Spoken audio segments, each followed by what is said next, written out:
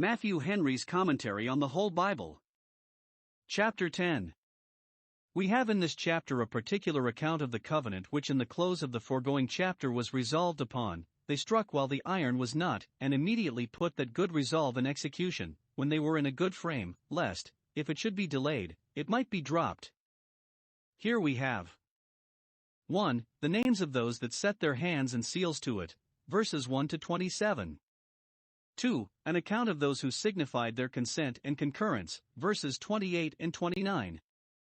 2. The covenant itself, and the articles of it in general, that they would keep God's commandments, verse 29, in particular, that they would not marry with the heathen, verse 30, nor profane the Sabbath, nor be rigorous with their debtors, verse 31, and that they would carefully pay their church dues for the maintenance of the temple service, which they promise faithfully to adhere to, verses 32 to 39. Nehemiah 10 verses 1 to 31. When Israel was first brought into covenant with God, it was done by sacrifice and the sprinkling of blood, Exodus 24. But here it was done by the more natural and common way of sealing and subscribing the written articles of the covenant, which bound them to no more than was already their duty. Now here we have 1. The names of those public persons who, as the representatives and heads of the congregation, set their hands and seals to this covenant, because it would have been an endless piece of work for every particular person to do it, and, if these leading men did their part in pursuance of this covenant, their example would have a good influence upon all the people. Now observe. 1. Nehemiah, who was the governor, signed first, to show his forwardness in this work and to set others a good example, verse 1. Those that are above others in dignity and power should go before them in the way of God. 2. Next to him subscribed 22 priests, among whom I wonder we do not find Ezra, who was an active man in the solemnity, chapter 8 verse 2, which was but the first day of the same month, and therefore we cannot think he was absent, but he, having before done his part as a scribe, now left it to others to do theirs. 3. Next to the priests, 17 Levites subscribed this covenant, among whom we find all or most of those who were the mouth of the congregation in prayer, chapter 9 verses 4 and 5. This showed that they themselves were affected with what they had said, and would not bind those burdens on others which they themselves declined to touch. Those that lead in prayer should lead in every other good work. For, next to the Levites, 44 of the chief of the people gave it under their hands for themselves, and all the rest, chiefly those whom they had influence upon, that they would keep God's commandments. Their names are left upon record here, to their honor, as men that were forward and active in reviving and endeavoring to perpetuate religion in their country. The memory of such shall be blessed. It is observable that most of those who were mentioned, chapter 7 verse 8, etc., as heads of houses or clans, are here mentioned among the first of the chief of the people that subscribed, whoever was the present head bearing the name of him that was head when they came out of Babylon, and these were fittest to subscribe for all those of their father's house. Here are Parash, Pahath Moab, Elam, Zatu, Bani, verse 14, Asgad, Bibay, Bigvai, Aden, Ater, Hazhum, Bazai, Hariph, Anathoth, and some others in the following verses, that are all found in that catalogue. Those that have interest must use it for God. 2. The concurrence of the rest of the people with them, and the rest of the priests and Levites, who signified their consent to what their chiefs did. With them joined 1. Their wives and children, for they had transgressed, and they must reform. Every one that had knowledge and understanding must covenant with God.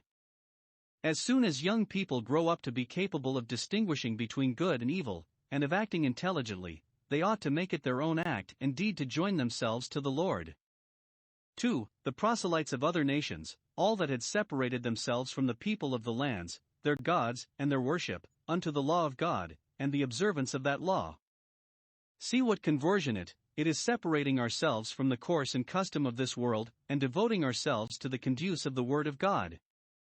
And, as there is one law, so there is one covenant, one baptism, for the stranger and for him that is born in the land. Observe how the concurrence of the people is expressed, verse 29. 1. They clave to their brethren one and all. Here those whom the court blessed the country blessed too. The commonalty agreed with their nobles in this good work. Great men never look so great as when they encourage religion, and are examples of it, and they would buy that, as much as anything, secure an interest in the most valuable of their inferiors. Let but the nobles cordially espouse religious causes, and perhaps they will find people cleave to them therein closer than they can imagine. Observe, their nobles are called their brethren, for, in the things of God, rich and poor, high and low, meet together. 2. They entered into a curse and an oath. As the nobles confirmed the covenant with their hands and seals, so the people with a curse and an oath, solemnly appealing to God concerning their sincerity, and imprecating his just revenge if they dealt deceitfully. Every oath has in it a conditional curse upon the soul, which makes it a strong bond upon the soul, for our own tongues, if false and lying tongues, will fall, and fall heavily, upon ourselves. 3. The general purport of this covenant. They laid upon themselves no other burden than this necessary thing, which they were already obliged to by all other engagements of duty, interest, and gratitude to walk in God's law, and to do all his commandments. Verse 29. Thus David swore that he would keep God's righteous judgments. Psalm 119 verse 106. Our own covenant binds us to this, if not more strongly, yet more sensibly, than we were before bound, and therefore we must not think it needless thus to bind ourselves. Observe, when we bind ourselves to do the commandments of God, we bind ourselves to do all his commandments, and therein to have an eye to him as the Lord and our Lord. For, some of the particular articles of this covenant, such as were adapted to their present temptations. 1. That they would not intermarry with the heathen, verse 30. Many of them had been guilty of this, Ezra 9 verse 1. In our covenants with God we should engage particularly against those sins that we have been most frequently overtaken in and damaged by. Those that resolve to keep the commandments of God must say to evildoers, Depart, Psalm 119 verse 115. 2. That they would keep no markets on the Sabbath day, or any other day of which the law had said, You shall do no work therein. They would not only not sell goods themselves for gain on that day, but they would not encourage the heathen to sell on that day by buying of them, no not victuals, under pretense of necessity, but would buy in their provisions for their families the day before. Verse 31. Note, those that covenant to keep all God's commandments must particularly covenant to keep Sabbaths well, for the profanation of them is an inlet to other instances of profaneness. The Sabbath is a market day for our souls, but not for our bodies. 3. That they would not be severe in exacting their debts, but would observe the 7th year as a year of release, according to the law. Verse 31. In this matter they had been faulty, chapter 5, and here therefore they promised to reform.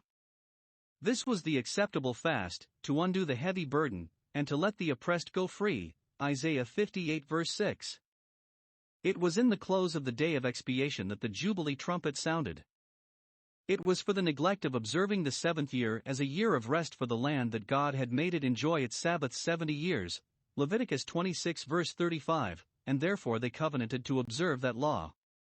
Those are stubborn children indeed that will not amend the fault for which they have been particularly corrected. Nehemiah 10 verses 32 to 39. Having covenanted against the sins they had been guilty of, they proceed in obliging themselves to revive and observe the duties they had neglected. We must not only cease to do evil, but learn to do well. 1. It was resolved, in general, that the temple service should be carefully kept up, that the work of the house of their God should be done in its season, according to the law. Verse 33. Let not any people expect the blessing of God unless they make conscience of observing his ordinances, and keeping up the public worship of him.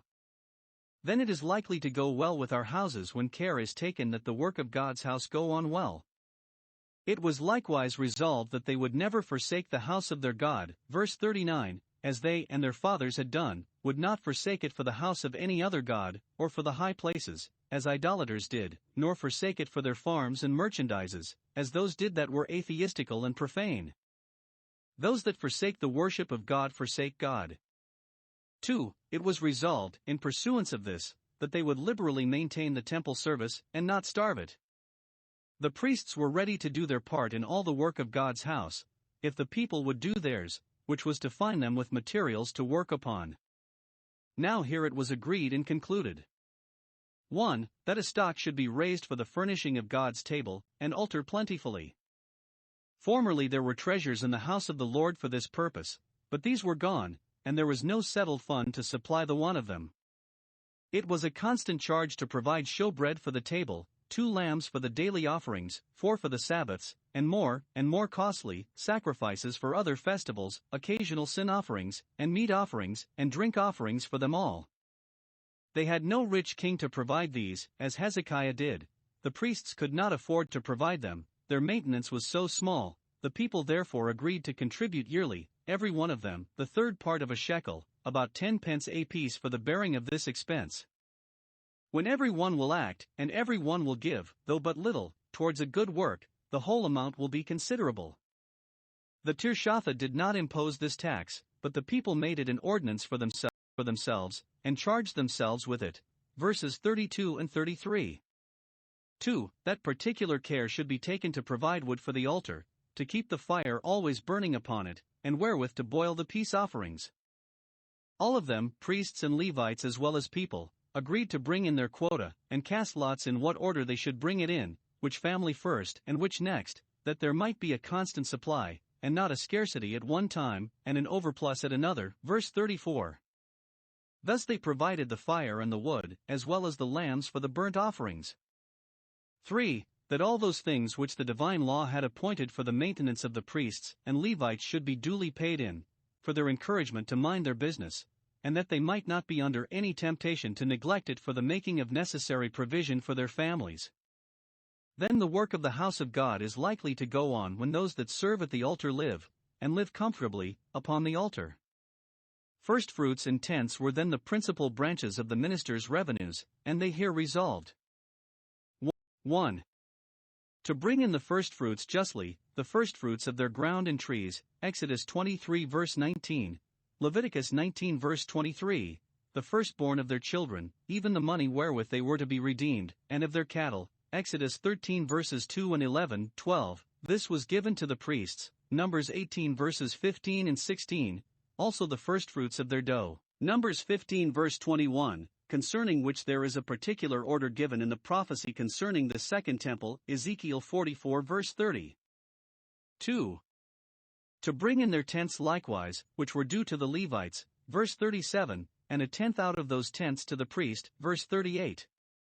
This was the law, Numbers 18 verses 21 to 28, but these dues had been withheld, in consequence of which God, by the prophet, charges them with robbing him, Malachi 3 verses 8 and 9, at the same time encouraging them to be more just to him and his receivers, with a promise that, if they brought the tithes into the storehouse, he would pour out blessings upon them. Verse 10. This therefore they resolved to do, that there might be meat in God's house, and plenty in the store chambers of the temple, where the vessels of the sanctuary were. Verse 39. We will do it, say they, in all the cities of our tillage. Verse 37. In all the cities of our servitude, so the Septuagint, for they were servants in their own land, chapter 9 verse 36. But, as Mr. Poole well observes, though they paid great taxes to the kings of Persia, and had much hardship put upon them, they would not make that an excuse for not paying their tithes, but would render to God the things that were his, as well as to Caesar the things that were his. We must do what we can in works of piety and charity notwithstanding the taxes we pay to the government, and cheerfully perform our duty to God in our servitude, which will be the surest way to ease and liberty in God's due time.